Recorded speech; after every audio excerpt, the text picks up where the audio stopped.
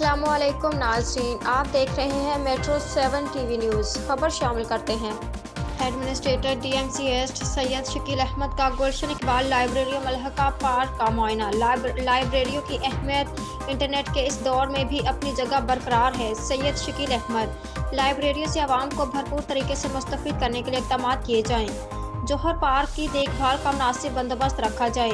लाइब्रेरियों में अमला दफ्तरी औकात कार की पाबंदी करे। Municipal commissioner Fahim Khan. Karachi. Administrator DMCS Syed Shakeel Ahmed ने कहा है कि लाइब्रेरियाँ मुतालती शौक़ की तस्कीन का अहम ज़रिया है। इंटरनेट के इस दौर में भी लाइब्रेरियों की अहमियत अपनी जगह बरकरार है। इन ख्यालात का इज़हार उन्होंने म्यूनसिपल कमिश्नर फ़हीम खान व दीगर अफसरान के हमरा गुलशन इकबाल लाइब्रेरी मलहका पार्क के मुआयने के दौरान किया। उन्होंने लाइब्रेरी के मुआयने के दौरान कहा कि लाइब्रेरियों से क़ारीन को मुस्तफ़ीद करने के लिए हर मुमकिन इक़दामात को बरोकार लाया जाए। लाइब्रेरी से मलहका पार्क के मुआयने के दौरान उन्होंने अफसरान को हिदायत की कि पार्कों की देखभाल पर मामूर अमले को मुतहरिक रखकर पार्कों की सूरत हाल दुरुस्त रखने के लिए इक़दाम किए जाएँ। हरियाली के लिए पार्क और ग्रीन बेल्ट्स बेहतरीन ज़रिया हैं जिन्हें इस्तेमाल में लाकर जिला शर्की को सरसब्ज़ और शादाब बनाया जा सकता है।